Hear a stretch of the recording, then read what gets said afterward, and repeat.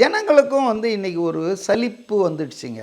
அதாவது 30 வருஷம் மாறி மாறி ஆட்சி பண்ணிட்டாங்க. இவங்க ஆட்சி பண்ணதுக்கப்புறம் இவங்க என்ன பெருசா தமிழ்நாடு இன்னைக்கு இந்தியாவிலேயே முதல் மாநிலம் கடன் வாங்கினதுல இருக்கு. 9,00,000 கடன் வாங்கி வச்சிருக்கு. இப்போ பெருசா ஒன்றும் ஆகல. இன்னும் 2,000 கொடுப்பாங்களா அரசாங்கம், 3,000 கொடுப்பாங்களா, ஃப்ரீ பஸ் விடுவாங்களா? இதை தான் விஜய் சுங்குவாசத்தில் ரொம்ப தெளிவாக சொன்னார். அதை பல பேர் தவறாக புரிஞ்சுக்கிட்டாங்க. அதாவது ஒரு மோட்டார் சைக்கிள் இருக்கணும், ஒரு வீடு இருக்கணும், ஒரு நிரந்தர வேலை இருக்கணும் அப்படின்னாரு. இருக்கணும்னு சொன்னார், கொடுக்குறேன்னு சொல்ல அவர். புரியுதுங்களா?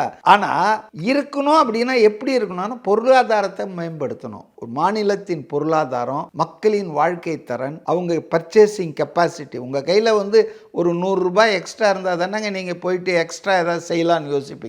உங்ககிட்ட இருக்கிறதே 3 வேளை சாப்பிட்றதுக்கே வழி இல்லைன்னா அப்புறம் யாராவது ஏதாவது கொடுப்பாங்களான்னு தான் போனோம். ஓட்டு கொடுக்கும்போது 2,000 கொடுப்பாங்க, 3,000 கொடுப்பாங்க. இப்போ பொங்கல் தீபாவளிலாம் வருத, இந்த பொங்கல் இந்த தீபாவளி கதையை சொல்கிறேன். செந்தில் பாலாஜி மிகப்பெரிய மக்கள் நல தொண்டர், கரூரில் கிங் அவருன்றாங்க. ஆனால் அந்த கிங் என்ன வேலை பண்ணுறாரு தெரியுங்களா? 40,000 பேருக்கு அண்டா, சொம்பு, குண்டா, ஸ்வீட் பாக்ஸ் கொடுத்தாரு. ஏன் தீபாவளிக்கு கொடுக்குறீங்க?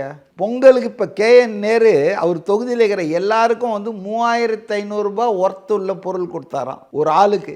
அப்படின்னா அந்த அரசாங்கம் தருது இல்லையா 3,000, அது இல்லாமல் 3,500 இவர் தனிப்பட்ட முறையில் தராராம். இப்போ they are bribing the people.